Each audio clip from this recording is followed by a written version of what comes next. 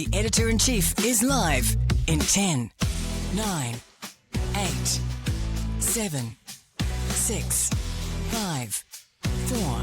Welcome to the program, February the 3rd. You're with the Editor-in-Chief. Duncan Garner, live. Nice to see you. Good evening, everybody. I'm Duncan Garner. Welcome. The government has just signed us up to even tougher, more costly climate targets than Jacinda Ardern's government set. This is to meet our Paris obligations. It'll cost billions of bucks, but the Greenies say it's pathetic. It needs to go much, much further. Are they nuts or just climate lunatics? Also tonight, Dave Letele from the Butterbean Motivation Group reacts to suggestions that he's too radioactive to support, that he's too unpredictable. It's just a kick in the guts. Like, you know, that there's, when I think about it, there's people actively praying for my demise. The claim has come from a senior staffer inside Auckland Council linked to Mayor Wayne Brown's office. That's really hit the telly hard. He wonders what it means. His group relies on a mix of private, public money, sponsorship, grants, government funding to help the thousands of people on its books to change their lives, to lose weight and to transform themselves. The telly wonders, what does this mean? Get in touch through our social media at Duncan Garner Podcast on TikTok, Instagram, or flick me an email, duncan@rover.nz. Let's go. Duncan Garner, live. Okay, Dave Letele from Butterbean probably needs no introduction. Kiwi Bank New Zealander of the Year. Works tirelessly to help thousands of people get off the couch and transform their lives. He reaches people that the government doesn't even know where they are. They've got no clue. It's been going 11 years. My conflict of interest is I've been there from the start, seen how it's grown, and I support Dave and know how hard he works and how big his organisation has grown. It is a lifeline, a lifesaver, a gym, a food bank, a support structure. It's in the prisons. It's everywhere. It's getting the heavyweights off the couch. It's a one-stop wellness movement. It has staff commitments, and it's always tough to raise the money needed to keep going, especially in these times when public agencies, dictated to by government, are reducing funding and support everywhere. On health, especially when something is medically evaluated as having a massive impact. Why would you not fund it? If someone says in the medical world this works, why wouldn't you fund it? That's the problem that Letele's having. But this leaked message from within Auckland Council has rocked Letele. Here it is. Have a look at this. From ground zero, the reason why more agencies aren't funding or looking to work with BBM or Dave is because they see him as radioactive. Having spoken to National MPs, MSD and many folk inside Council, that's Auckland Council, I keep hearing the same things. I've been pushing hard from the inside to try to get cogs moving because I'm a big believer in the mahi, that's the work. But everybody I encounter says that getting involved with Dave is too risky. His character and political associations make him unpredictable. Either people have been stung in the past or they know others who have been. So that's come from a senior staffer inside Wayne Brown's office. What's behind it? It's really damaging. What does it mean? Dave Letele joins me now. Dave. Always good to see you, my brother. Yeah. God, you've run into a bit of a brick wall, haven't you? I think we're continually running into brick walls. It's one of those things. Yeah, it's tough. It shouldn't be tough when you're doing the work and it's proven, you know. But yeah. You're hurt by this, You're hurt by this because it basically says, well, let's just go over it. It says that you're radioactive, too hot to touch, too unpredictable. This. I mean, I know you, and you've deliberately kept apolitical. Yeah, well, for good reason. You've worked with all governments. The thing that they said that really got me down about it actually was when they questioned my character. You know, his character and political alignments make him unpredictable was the quote. And I just thought, well, if you go back and if you've followed me closely and known me, I've done stuff with National, I've done stuff with Te Pāti Māori, which is what they've taken offence to. Yeah. And I've done stuff with Labour. I'll do anything with anyone so long as it positively impacts our community. But the truth is, Te Pāti Māori wanted you to be a candidate. You pushed back. You didn't do it. Yeah, well, you didn't do it. The reason why I didn't do it is I had to think, okay, how will this affect the people that we're already supporting? Exactly. And it would have affected it negatively. So, you know, I supported a lot of what they were saying, but you know, not everything. Sure. Just like with a lot of other political parties. But this is your role. You're a guy who you see trouble, you see a problem, you see something needs a solution, you speak out about it. That's. Yeah. I mean, you wouldn't be doing your job otherwise. Yeah, and this is the thing, right? We're paying the price for having a profile and using it to give voice to the voiceless and raise awareness and advocate. And that's all I've done. I'm not actively going out trying to be a radical or an activist. No, you're not blaming anyone for anything. You know, I'm raising awareness for things. Yeah. I wonder if it's tall poppy. I mean, you've been around 11 years now. I've been there from the start. I've seen the journey. I've been part of it, and you've done incredible work. You know, I've always said this. You've done incredible work. You've reached people where the government can't reach. They don't know how to get them, and I wonder if that's a problem as well. You've found people who they can't find. And you've done well. You've been a success. Yeah, I think it's definitely a lot of tall poppy syndrome, and that we are a success, and we're a success, you know, in spite of what's going on in the background and the lack of support. And I posted this on LinkedIn and on Facebook and Instagram, really because I wanted the person and the people to see the support that we have. We have the support from all walks of life, all nationalities, all ages. I can be sitting at a cafe and I have a gang member come up, say hello, and a little old lady come up and give me a hug. Yeah. Our work speaks for itself. I've seen it. I've been with you when it's happened. Yeah, our work speaks for itself. Yeah. And that's all it's about. So, but it was, I was really down about it. I'm still down. I'm Because you feel like you've been misrepresented. Yeah, and it's just a kick in the guts. Like, that when I think about it, there's people actively praying for my demise. The only reason they're not coming out and publicly saying this is because we're popular. Well, they're gutless. And gutless. And, but you've only got to think, that's why, I'm too clever for them because they're waiting for a mistake. They're waiting to jump they on want them. You to fail. I mean, look at what's happening with Mike King with all the backlash that he's getting. Yeah, I know. As soon as he got his funding, people have just come out and just a little bit. Well, the Labour Party, actually. Yeah. They want to shoot him. One thing, whatever it is, they're on him, and then that just opens the floodgate, gives everyone courage, and that'll happen to me. Well, I was always worried about that. So long, but the thing is, I was talking to Rob about this. I know their game. I'm too clever. Yeah. And the work we do for everyone across all sectors, it just speaks for us. There's no angle for anyone to come at us. I remember when I got involved with you when your late sister was in prison. We were trying to get her out because she was terminally ill and she was getting a rough ride in there medically. And I remember I was dealing with the national government at the time, and even they moved in the end, but they considered it hot and unpredictable when they were worried at the time. They were worried about themselves. Yeah, it's really disheartening when you're in the community and you're seeing the struggles that's going on for all people and what you're doing and what many other community groups are having an impact, but you can't get the support that's needed and you just imagine the impact that could be had. And then you're sitting and you're watching the news and you're watching social media and you're watching these politicians who are in charge of making decisions for us. They're all in there arguing like school kids. It's really upsetting. But we've also got programs, and if you look at your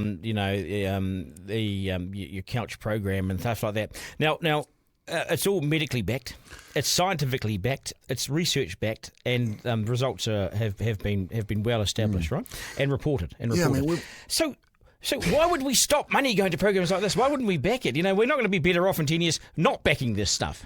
We're going to be worse off. That's right. When you have programs like ours that, we've been evaluated from not only Massey University, Auckland University, have done all this research on us. We have an impact lab report that shows a $13 return for every $1 investment. And they're all about return on investment. This latest government, it's all about return on investment. Yet we don't get anything. And the thing is, the last government wasn't any better. We didn't get any support from them either, or very little. Yes. The support that we've gotten has been chump change in the scheme of things. Yes. So I think I saw a post when we're talking about diabetes, right, and prevention. There's $160 or $180 million a year going into prevention. Yep. And it's our people. It's our people that are... Of that, for our From the Couch program, we receive $213,000 a year, and this is the last year of it. It's admin money. What's our lease is $150,000 for one building. Yeah. Right, and while I'm grateful and I always acknowledge the support, it's chump change. And this is why they see it as the unpredictability in this radioactive, because you speak like this. This is not even that controversial. All you're saying is, I'm in the struggle. I need help. Please don't shut the door on me. And that's what you're saying. And don't misinterpret me. Yeah, I mean, it's the impact. You just look at, they talk about outcomes. Yeah. Look at we're getting people that haven't walked in years to walk. I remember the day we were in Otahu. Remember we were there, and it was heavyweights, one of our first camps of the heavyweights, and we asked them to walk 400 metres around the field. Well, I wasn't being 400, maybe 300 metres around the field. Yeah. And I was surprised that people couldn't get to 100. I'd never seen it. Yeah, we quickly changed to the width of the field, walking across the field and back. We've got people that were reversing type 2 diabetes, living life. We're saving the taxpayer millions and millions and millions of dollars, but more importantly, we're saving lives. Yeah. And we're breaking cycles, right? So we're educating. It's not just... helping the one person, we're helping the whole whānau. So do you think that they're now actively stopping, in terms of our funding requests, are they being turned down? We've never received an adequate amount of sustainable funding, multi-year funding. We get, From the Couch, that's our only funded health program. Yeah. Okay, that we run in West and South Auckland. It's not actually funded in West Auckland, we just do it. and that's 216,000. This is the last year of that. We don't know if that's going to get extended. Yes. We'll keep doing it. Yeah, that's and then the we had the thing. diabetes program. They had millions and millions and millions of dollars to give to fund community-based programs targeting Māori and Pacifica. And what they've done is they've done a scattergun approach, like a machine gun, and just gave all the groups in South Auckland $99,500. When that is not enough to do any kind of program that's going to work and prove the results and document everything, we know how much these things cost. Yeah. So if you're going to go out, you need a nutritionist, you need a trainer, you need admin, all these things. If you're asking a guy with one that's just him running this program, it's sitting. And I said this. I went to the meeting with all the providers and Te Whatu Ora. I said, what's happening is we're being set up to fail here. Yeah. Because when we fail, and I know that most of us will, because I know how hard this is for this kind of money. We think it's a lot of money, but it's not. It's 200 grand sounds like a lot to most people. No, 99,500. Yeah. And then so what happened, as I said, when we fail, the mainstream system will take the money back off Pacifica and put it back in the mainstream and say, well, we gave them a chance and none of them could do it. For a start, I've always believed that National believe in community-led, and they believe in local solutions. They believe in kohanga, they believe in waipareta, they believe in things like that, right? But right now, you're in the middle of a massive funding cut. This government's in the shit. The books are bad. They keep cutting. They'll keep cutting. They'll need to cut another $5 billion. The thing So is, we're not going to get more money. They keep cutting, but the problem is they're creating a tsunami of need. That's what they always do. And that evaluation about diabetes, I forgot the exact number, but it's something like 500,000 more people are going to have type 2 diabetes if nothing's done. If we can carry on with the trajectory that we're going now, 500,000 more people with type 2 diabetes. Imagine that costs. So we all know this is... It's coming. It's coming. This is happening. This is coming. But nothing's been done. And also the ageing population. And so that means that everything gets worse as well. They're cutting, but they invest in police cars and ambulances right at the bottom of the cliff. But then they're not investing in fences before the edge. You know what worries me, Dave, is that that there's an edict that's gone out to save, right? An extra edict that's gone out to save. They won't tell you this. So when it comes to Butterby motivation, there's just a line through it. I believe there is, and I believe because we're seen this way as risky. But if you look at you've only got to look at our history. I've never gone out and actively trying to be an activist and a radical. I've always only raised awareness, and it's fine for them to use me pre-election, and this is all political parties. I know. They loved me being a radical then. Yeah. Yeah, I know.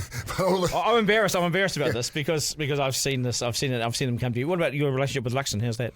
Because you guys, he was good. You know what? I actually don't. I think he's a good guy, but I think he's been. I don't know the way, but no, we're not talking. You haven't talked for a couple of years? No. Probably the last time we talked was when the whole MSD funding stuff came up. You know, when we weren't getting any funding for the food bank. Yeah. When was our last government funding?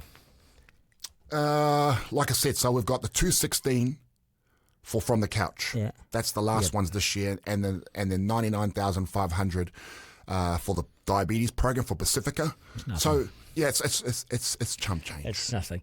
And what about? But we can make it work. That's the thing. We make it work because we always have. Because we have support from great corporates like Z Energy. You know, they're amazing. They back us. That's our biggest backer, is it? Biggest backer. They look after our leases in our Monaco gym. Wow. Also our kitchen. Shout out to them. They're huge, and they, you know, and like I said, when people are making these judgments about us, all you got to do is come down and see the work.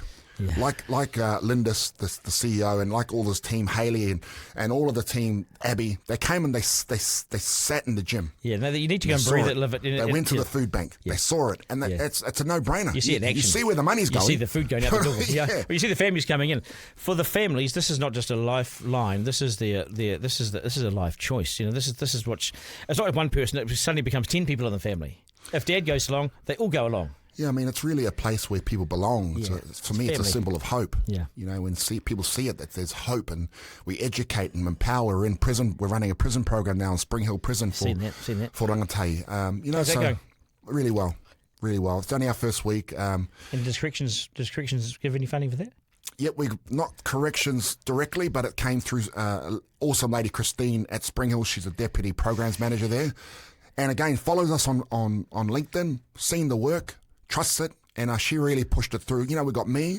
But people believe in you, Dave. That's the people who front up for these programs because they look at you and they can see a bit of themselves there and they believe in you. They trust you. We got me, Manu Vatuve, Nova, who's a 501. We got Timmy, who does all the culture. Yep. And the first session that we had, we all sat around and we just went around and introduced each other. And the guards were saying they've never seen these youth just sit there. Yeah, of course. And that's what they believe because they see us. They're listening, mate. Yeah, they're listening, and that's what it's about. And we train them really hard. Because when we're training them hard, we're lowering their defences, with their barriers they put up. Yeah. And we can start working on the mindset. Out the window, eh? Oh, yeah, when you're struggling to be on the assault bike, you're writhing in pain. But can you see them changing? You can see them start thinking about things. These boys have never had any leadership, never had any love, eh? Not the right kind of leadership. Yeah. All we want to do is give them a glimpse into what life can be like. God, it's a one-stop shop.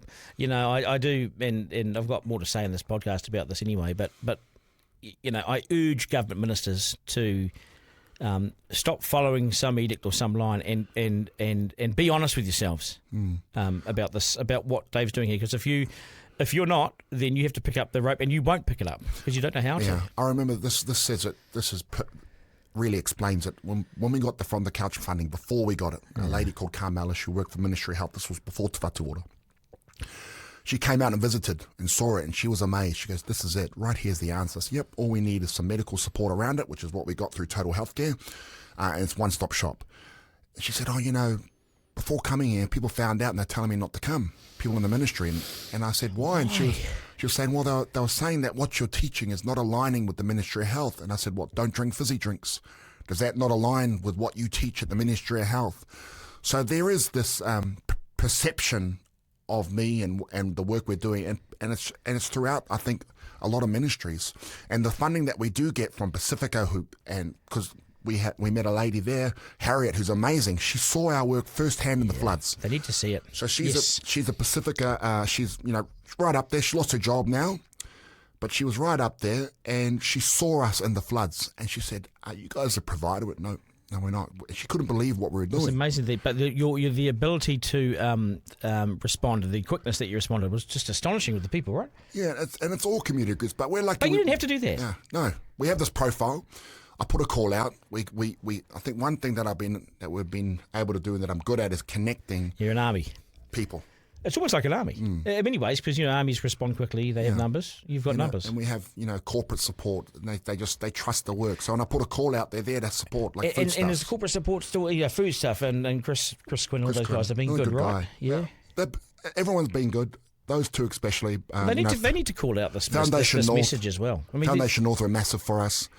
Mackenzie, J.R. Mackenzie, there's so many. Tyndall Foundation, great. Yeah, awesome. They see the work, they back it. But people that have worked with you and have funded you and trust you and support you, they need to speak out at this time because that message is damaging, in my view, because it's sort of self-fulfilling, self-purporting. But what it means is other people believe it, you see. So people who trust you and work with you, that's why I'm doing this today, they need to front up and say. Yeah, what happened, I remember when some funders were talking about us and they didn't trust our model. And so one of our good funders corrected them, and that's what we need. And that's why I put that post out, so people can advocate for us. So when they hear this type of rubbish, they can say, no, you're not right. This is your hour of need, actually. Yeah. That's how I saw it. Yeah. That's what I need. I need people to advocate for us. We advocate for everyone. I need people to advocate. Every now and then you need support. When you hear this kind of rubbish, and people might be talking about us, just correct them. Yeah, put it right. Put it right. So are you feeling, have you noticed a cold shoulder? We've noticed this for a long time. Yeah, I know. It was just to see it written down. That's what got me. Yeah, and this has come from someone within Auckland Council, someone within Wayne Brown's office. Yeah, it's quite high up, mixing in all those circles. Yes, political circles then. Yeah, and that's the. I find that stuff gutless. I really there's no faces to names to which ministers are talking like this, which departments are talking like this. Someone said to me, and that you've, and in some, I guess it's true in some cases. You said you've just got to be better at sucking up to them, and I said, well, I just can't do that. What do you have to do then? You got to be bought. Your silence has to be bought. Yeah, my work speaks for itself. And it's now we have all the evidence and evaluation to back it up. This is another case of this is Mike King. Yeah. I'm sorry, mate. This is what happened to Mike. Mike refused to be silenced. Remember, and he refused to go quiet. He called it as it was. He got offside with the government of the day, which was Labor. Yeah. Then National came in. Yeah, well, I'm hoping that if and when Labor ever come back in, that they can do what National did for them. But I'll make sure that it's a better deal, because that deal National gave Mike, it could be the end of him. No, I've had Mike in here. We've talked about it. He still has to raise all the money. It's just a reimbursement scheme. But everyone thinks he's got the money. No. So it's so hard for him to raise now. There's nothing in the bank. Yeah. So yeah, that was the deal from hell. How's the food bank? Because that was on the fringes of going. Oh, so it's there and it's operating, but on a lot less scale. Which is fine for me. What we're focusing on is people that are looking for work or are in work. We're supporting them. So if they, until they get a job, we'll support them. Until they're on their feet, we'll support them. If they're at work and they get knocked down, they need a hand. We're there. And emergencies, that's what we're there. But the need's gone. I mean, I've seen this. I've seen this. Remember Roscoe Ways and everything. But the need has gone through the roof. When you lose your job, and there's no other job to replace it with, benefit levels aren't enough. Oh, no. And there was a huge gap beforehand, let alone now. Yeah, and it's people, and people always think it's just these lazy beneficiaries, but it's people that are working. You might have you might have a couple with a couple of kids, only one, the husband or wife, only one working, paying $800-900 a week rent. Yeah, for a crappy house. You know what I mean? Yeah. And there's not much left over. Well, there might be $300 left over. Yeah, you get a broken down car, a flat tire, kids' uniforms. Yeah. This time of year you're having to go out and get uniforms, and that's food alone. And food alone. Yeah, and that's why services like ours are so important. But it's just so hard. Do you want to meet with Luxon? Do you want to meet with sort of his social engaged team? His team of, say, social welfare ministers and so. Do you want to meet? Would you? I'd love to meet them. We've tried to get in touch before with Upston, and again, it was funny because she visited our Tukaroa food social supermarket pre-election. Of course, she did. Got the photos. But now we can't get a hold. Yeah. To be honest, as a journalist, it's the same issue. But before the election, we get them all. Afterwards, no. To be honest, bro, I'm over them all. Yeah. I don't want to meet any of them. You don't want to play politics. No. I'm over them all. I'll continue to do the work we're doing. We have great corporate support and grant funders, and we'll just keep doing our best. Yeah. Working on we've got the car wash, we've got the recruitment company, we've got the cafes, trying to create these revenue streams so that we don't have to social rely on these media, guys. when your speeches and everything else.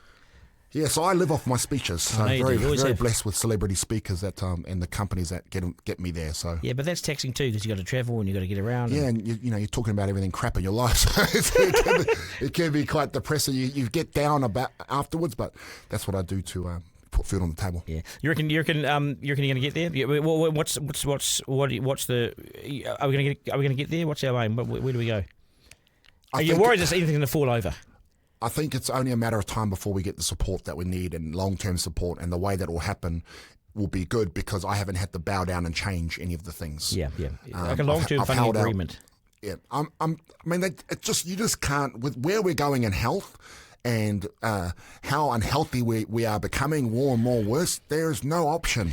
What does my head in is when it's research based and when you've got the evidence of it working and it's still not funded, then you say, what must we do to get funded? Because I think that it's appalling once you set a program, get targets, reach them, and it's medically backed. Yeah, and it's the model. What do you want? And, we're looking at going to Porirua, we're looking at going to Whangarei and Kaitaia. The need's massive up there. And it's not about, for me, I'm not have this massive ego. It's not about BBM. They don't have to be BBM. It's the model that we're using. Yeah. And then it's like we license them to run this program. We support them. Attach your funding to the outcomes. If you don't like Dave, if you don't like what he's doing, which I find impossible. If you have a problem with it, attach to the outcome. 100%. And for me, it's a great move politically, because, geez, you'll get a lot of support from it. Yeah, exactly. You've only got to look at our LinkedIn post and see the vast majority, from all parts of this country. What hurts me, and I know you well now. I consider you a really good mate, and I read that stuff, and I think, and I read that comment. I think this is why I make this my final comment. I read it, and I think, man, it made me angry because of all the hard work. I know the late nights, the lack of sleep, just how far you go to reach people and to do the job properly. To be talked about like that, it's a fucking insult. It is. I'm going to leave it at that. Dave, nice to see you, bro. Appreciate you. Duncan Garner, live. Wow, it's a bit of a bolter, isn't it? Isaac, your thoughts? Producer Isaac, what do you reckon, man? I mean, this guy does amazing work, And it's a pretty toxic. It's a pretty toxic email, isn't it? I know, and yeah, it's a real shame. And like you said before, the results, the numbers speak for themselves, right? Of course they do. And again, you said it before. If something in a hospital is working, why would you stop funding it? Yeah. And what Dave is doing, you could consider that healthcare. You know, of course it is. Yeah, 100%. And so, yeah, it is very interesting. And then at the same time, for someone to come out and make comments like that. It's frustrating, isn't it? You know, and it is very frustrating. And you've sat here and produced this podcast as I've had a bit of a go at Luxon over the months, and since they're cutting funding. And look, the last government spent way too much over the top, and it was ridiculous. But sometimes, if you cut spending so much on things that are working, then you start to get these negative outcomes, and the tsunami just builds up. You've got to keep funding certain things. I mean, has Luxon's program worked so far for the economy? Doesn't look like it. It's driving us into recession. Anyway, it's pretty frustrating, eh? Yeah, it definitely is. And you also feel for Dave. Again, Dave's just, he's a guy. He's a human, you know. See it in his face, stress in his face. Exactly. He's just like anybody else. You see a negative comment about yourself online, it's gonna hit you. And so just because he's Dave and he, you know, is a public figure doesn't mean that he's any less of a person than anybody else. And so, yeah, all in all, I think it's just a bit disrespectful as well. Yeah, it's a good point, especially for the hard work he's done and the work he's done. Anyway, blows my mind sometimes. All right, I'll get on with it. It's the Slam Dunk. Now, this is just in case you missed it, but at 8 p.m. last Thursday night, I'm sure you were thinking about this, Climate Change Minister Simon Watts released New Zealand's 2035 nationally determined contribution to combating climate change under the Paris Agreement. So it was our new commitments. In other words, just what we'll be doing to meet our goals under the Paris Agreement. The same agreement President Trump walked away from on day one of his presidency. And the target that National signed up for is even more ambitious and higher than the 2030 targets made by Jacinda Ardern when she flew to Glasgow to put our commitment on the table. Critics like the Taxpayers Union say National's tougher targets will cost future taxpayers literally tens of billions of dollars in penalties. Executive Director Jordan Williams says, he's a bit of a one-man hit job at the moment, isn't he? Jordan Williams says Ardern's 50% emissions reduction by 2030, that target was ludicrous, he says, but this new target of 51 to 55% reductions on 2005 levels by 2035 signs us up for another big bill 5 years later. The Treasury has already estimated that in just 5 years, taxpayers will be on the hook for up to about $24 billion. That's $12,000 per New Zealand household. And this will be even further. The government signed us up for another bill 5 years later. How big? Who knows? Hence why this announcement came late on Thursday night, hoping to go under the cover of darkness. It's ridiculous to think that it won't be picked up. It's always picked up. So not only have they locked in the costs, but they are going even harder than Ardern's government. Now, not by much, but harder. Now, the Greenies say we should go way further. But this is further than Ardern's government, and depending on what side of the fence you sit on, it's either economic sabotage and going way too far, or it's climate destruction and far too weak. Now, of course, Watts and his National Party cabinet colleagues are not going to be around in a decade, are they, to have to pay the bill? We are, though. But is our doubling down on Paris at the very time our trading partners are pulling back? Is it madness? So half of New Zealand's emissions are from agriculture, and the Taxpayers Union says to achieve the 51 to 55% reduction on those 2005 levels, Simon Watts has put New Zealand on the hook for massive amounts of money, which must shut down parts of our agriculture sector or just about everything else. That's what they say. They go further, and to say that this is fantasy does Mickey Mouse a disservice, is what the Taxpayers Union says. This is fantasy land. The only way New Zealand avoids paying tens of billions of dollars in international carbon credits is if every square inch of Otago and Southland is planted in pine. But the government's own experts advise that that's not credible. Of course it's not credible. Who's going to put pine across the entire bloody region? So this decision will see New Zealanders having to stump up billions of dollars more in carbon credits in a decade, exactly 10 years. And by making our targets even tougher, we're sacrificing our own economic prosperity, aren't we? Is it worth going broke so we can wave a flag in Paris saying, hey, we got there, but our people at home are unrecognisable and our economy is on its knees? This is the argument, you see. It's pointless to have people at home broke, starving, dead, and lying in the gutter and waving a flag in Paris. We got there. Surely we have to listen to industry here, the industry here, and those at the coalface. We still have to pay our way, don't we? We still have to export and feed ourselves and others in the world. We're already broke, and isn't it economic lunacy to agree to something that further drives us into economic darkness? I know we have to care about the climate, but at what cost? The climate scientists and experts scoff at this argument and say we have no choice. It's now or never. But the US has pulled out, worried about the costs of meeting the targets. The UK substantially altered its view and done some major U-turns. And the Aussies may yet water down their commitments if there's a change of government this year. The suggestion came last year from Peter Dutton, the mad leader of the coalition. He told The Australian this, quote, "They just have no hope of achieving the targets. There's no sense signing up to targets you don't have any prospect of achieving." Now, those comments caused confusion, prompted speculation. Australia would also backtrack, sacrificing our economic prosperity, which is in danger anyway. When other countries are pulling back, it's nothing short of economic sabotage, according to Jordan Williams. Certainly it seems like madness to go broke and starve on the way to meeting climate targets. Hey, we got there, but we arrived there dead. Broke, starving, whatever. We've got no farm left. We've got all these trees that aren't growing. But Green Party co-leader, here we go, Chloe Swarbrick, said it was completely ridiculous for the government to suggest a 51% reduction was the best New Zealand could do. She said this was the weakest the government could have gone without pulling out of Paris. She says reductions of more than 70% were achievable. Yet the 51% will cost us billions anyway.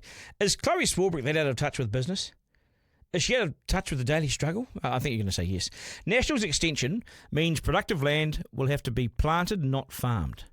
And when we're miles away from meeting the old targets, how on earth will we achieve the new tougher targets if we couldn't meet the old ones? Without some drastic measures and some costly changes to the way we approach things, the only way is to fork out billions and billions in these climate penalties. Money we simply have not got as a country. Duncan Garner, live. All right, that's us. Thanks for your feedback and thanks for your support. Get in touch with us, of course, through our social media at Duncan Garner Podcast on TikTok, Instagram. Flick us an email at duncan@rover.nz. The emails work. One of you guys got a hold of me in the past week and you're going to be on Friday. Just like that. If you want to come on, you've got a good story to tell and you've got a great story to tell, come and talk to us. To my team, Isaac, thank you, sir. Appreciate it. Yeah, man, Lockie, thank you. We'll do it again tomorrow. And remember, life is no dress rehearsal. There's no curtain raiser. This is it. We live in one of the best places on earth still. So get out and enjoy it. Have a great day. Take care. Thanks for your interest. That was Duncan Garner, Editor-in-Chief Live. Missed something on the live stream? Text Duncan to 3598 to listen back on the podcast. Want to get in touch? Got something to say? Email Duncan@rover.nz. Call 0800 863 293.